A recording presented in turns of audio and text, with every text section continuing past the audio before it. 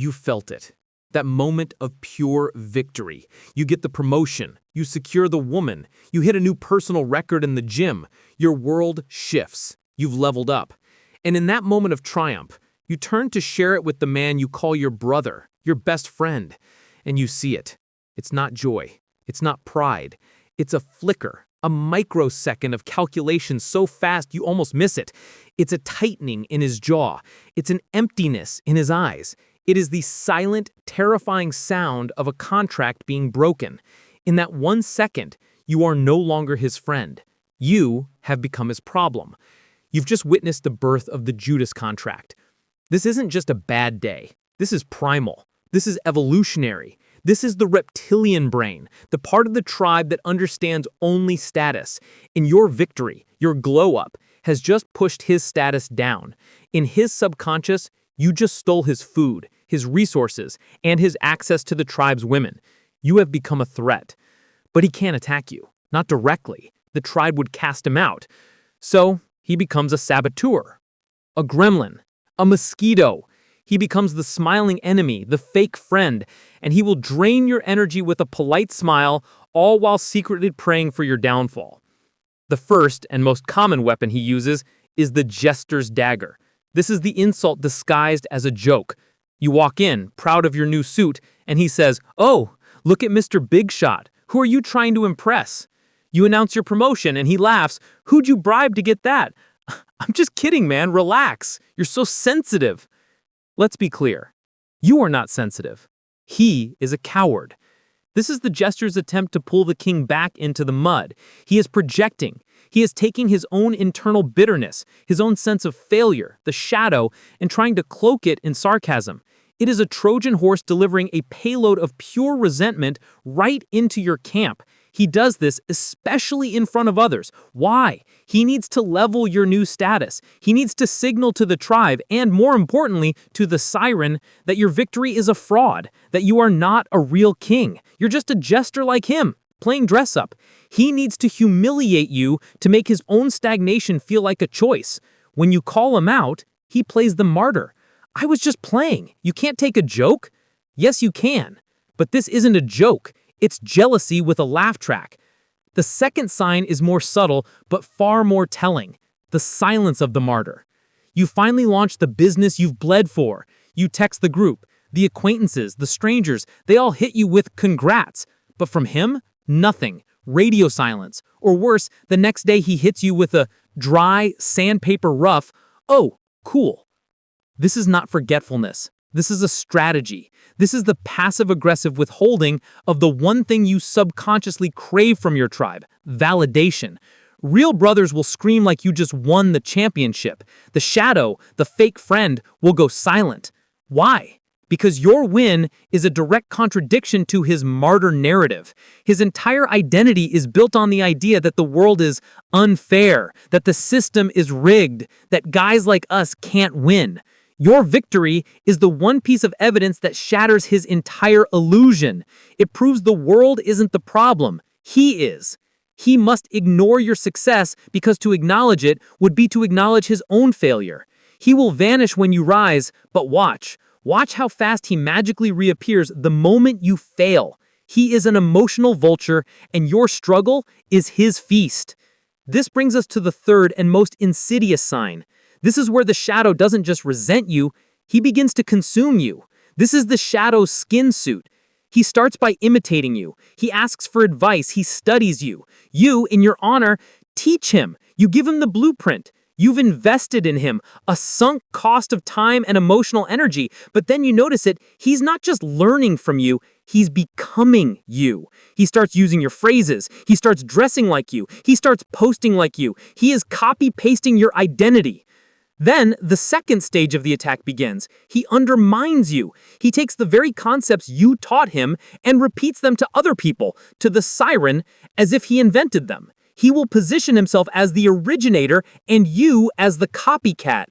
This is a deep psychological war. The shadow wants to be you while simultaneously looking down on you. He wants your shine, but he needs the world to believe you didn't earn it. He is trying to replace you in the hierarchy. He is a cuckoo bird trying to kick you out of your own nest. These three signs are just the tremors before the earthquake. They are the polite, social media-friendly versions of a much darker, primal impulse. But what happens when the jester's jokes fail to stop you? What happens when the martyr's silence doesn't slow your momentum? What happens when the shadow realizes he cannot become you? He moves from passive aggression to active sabotage. He stops trying to level the playing field and starts trying to break your legs. We left off in the shadow of the Judas contract. The polite attacks have failed. The jester's jokes, the martyr's silence, the shadow's mimicry, none of it worked. You are still rising. And this drives the jealous man insane. His insecurity, which was a quiet resentment, has now metastasized into a cold, active contempt. He must stop you. He can no longer tolerate the psychological torment of your success. So he unleashes the final two and most dangerous weapons. The fourth sign is the anchor of the past. This is the man who treats your old self like a leash. The moment you celebrate your new identity, the king, he yanks that leash to remind you that you were once a jester. You tell him you just hit your fitness goal. He says, "That's crazy. I still remember you crying over your ex, stuffing your face with pizza." You land a major client. He says, "Hell of a glow up. I remember when you couldn't even afford rent. Don't forget where you came from." This is not humility. This is psychological warfare. He is desperately trying to anchor you to the version of yourself he was comfortable with, the version that was his equal or his inferior. He is uncomfortable with your growth because it highlights his stagnation. Your new identity as a king is a blinding spotlight on his choice to remain a martyr. He doesn't dig up your past to humble you. He digs it up to humiliate you. He is trying to invoke your own sunk cost fallacy, that no matter how much you build, you are still, at your core, the failure he needs you to be. When a man does this, hit him with, "I remember that version of me too. I killed him." This leads to the final and most exhausting sign. The final boss of fake friends, the war of inches. This is the man who has secretly declared war on you in a competition you never even signed up for. He treats your entire life like a scoreboard, and he must be 1 point ahead. This is the jealous Olympics. You say, "I just bought a new car." "Oh, nice. Is it the V6? Mine's the V8. The torque is just different." You say, "I'm exhausted. I just ran 3 miles." "Yeah, my 5-miler was brutal today too. Nobody asked." This isn't friendly competition. This is a desperate, frantic battle for status. He doesn't want to win. He just cannot psychologically survive you winning more than him. He is the "yeah, but" guy. "Yeah, your win is cool, but let me redirect the spotlight back to me." This is his evolutionary panic button. He is in real time screaming to the tribe, "Don't look at him, look at me. I am still the alpha. My status is higher." He is fighting for his survival, for his place in the hierarchy, for his mating rights. He will one-up everything because to let your victory stand unchallenged is to accept in front of the tribe that he is now beneath you. He will never, ever let you celebrate in peace. Let's be clear. These men are not annoying. They are dangerous. They are a cancer in your inner circle. They gaslight your accomplishments. They twist your growth into arrogance. They make you feel guilty for your own shine. But here is the savage truth. Your success isn't too much. They are too small. Your light isn't too bright. Their world is too dark. You do not owe loyalty to a man who is secretly rooting for your downfall. The opportunity cost of keeping these saboteurs, these martyrs, these jesters in your court is catastrophic. They are an anchor and you are a rocket. The Judas contract that you saw flicker in his eyes, it's always been there. But it's also signed in your hand. You co-sign it every time you tolerate the joke.